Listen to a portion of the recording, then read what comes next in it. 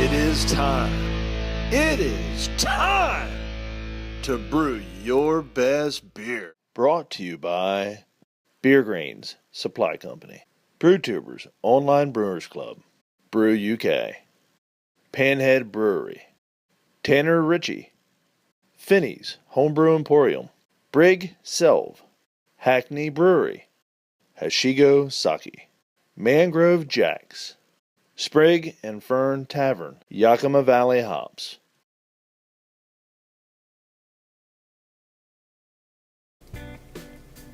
Okay, here we go. Another sjporr beer challenge overview. This is JA010CA. Excuse me, and it's a dark wheat beer. Here's the bottle. We have, just in general, what we've got here is wheat malt, pale malt, 2-row, Munich malt, Carapils, crystal malt, 60L, chocolate malt, special B malt, Halto hops, and Y yeast 3638 Bavarian wheat. Dark wheat. A lot of fun trying these beers. Bottle conditioned, so I better be careful I don't disturb anything. I can smell some hops there, definitely. It's not a very high IBU beer. It's a 4.73% alcohol beer, and the IBUs are 18. Bit of a nose there. Let's give it a try. Can't give away too much on the video because I don't want the person to know who scored, that it was me that gave these remarks. I mean, let's give it a whirl. As you can see, it's really not very heady. Okay. So it may be undercarbonated, but let's crack in and see what we've got. Very malty, and quite pleasant in the dark, sort of the darker color of it. Like the darker colors are coming through in the flavor, and I wish it had more head retention,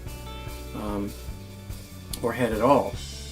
But sometimes that's just what happens. Sometimes it's carbonation, and sometimes when you use these plastic PET bottles, you have to slightly increase your bottling sugar. So let me live with this for a little while, do my score sheet, and I'll come back and I'll tell you what I think.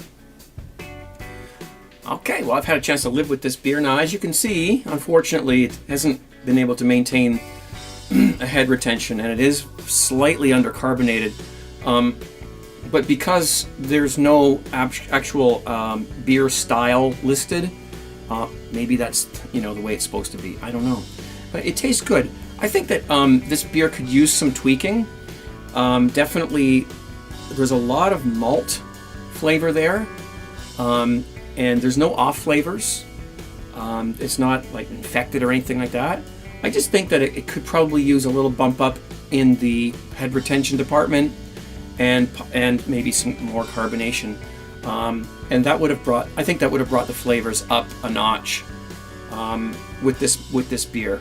I also wonder if it maybe could have used more hops, but I don't know for sure, because without the carbon, I mean, you know what it's like drinking, if you brew, drinking a beer when it's uncarbonated. It's very, although it's easy to tell how it's going to turn out because you've brewed before. It's difficult to give it its final stamp until it's carbonated and ready to go. But all in all, I'm going to enjoy the rest of this beer, and good luck. Keep on brewing. Good luck on the rest of your scores. Cheers.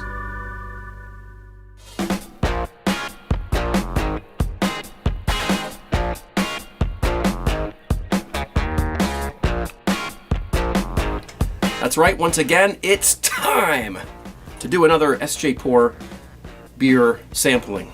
Okay, this is first I'll give you the number. It's DO185CA. It's also, oh yeah, it's on the bottle too. Could have read it off there, although that's a little bit hard to see. But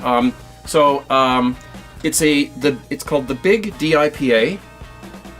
Okay, and let's see, it's got pale ale malt, Crystals 15, Magnum hops, Centennial hops, Cascade hops, and US-05 yeast, ABV of 7.5%. Let's give it a crack and see what we've got.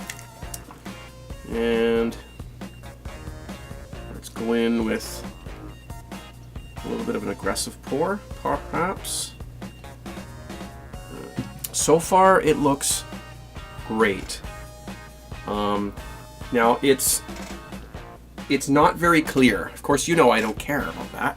It was actually clear in the bottle for some reason. I'm wondering, maybe I'm botching up these pours. Well, maybe it looks about the same as it did in the bottle. Anyway, it looks wonderful. Nice, sort of a caramely color.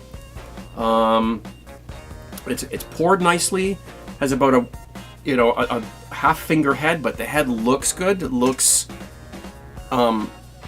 nice and inviting. Not getting too much. Oh, there it is. Okay, yeah, I can smell a good amount of hops in there. So whose ever beer this is, cheers, and let's give it a whirl. It's very well balanced, this one.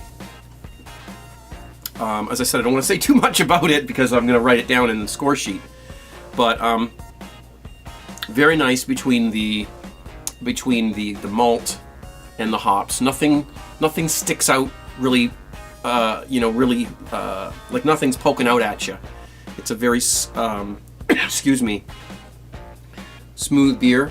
Has a nice mouthfeel. We got some lacing there, and of course I'll sit with it for a little while longer, and I'll come back and tell you more about how I think of this beer. Cheers. Okay, I've lived with it for a little while.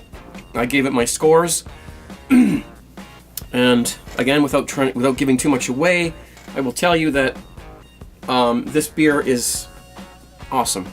I really like it. It's there's a couple small things that could improve. You can see there's just a cap on it.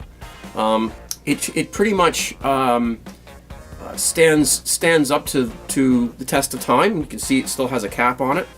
I haven't really been moving it around very much. It's very good. It is a double IPA. It tastes like it doesn't have a lot of hops. It's not a hop bomb, but I'm finding that it has a very nice round flavor, a good balance between the hops and the malt. That's always a good sign of a good beer when there's nothing really, that's taking over the flavor. It all works together to give you a good beer. I give it a pretty good score. I think I gave it a high score. I think it's very good. This is a good one. I really like this one. But hey, I'm not a beer judge. I'm just a guy. This happens to be one of my favorite styles of beer as well. So that's, I have to be careful. I'm not biased. But whoever made this beer, congratulations. It's a great recipe, and I love the hop profile in this beer. It's awesome. Okay, so good luck in the challenge. Thank you guys for watching, and see you on the next tasting. Cheers.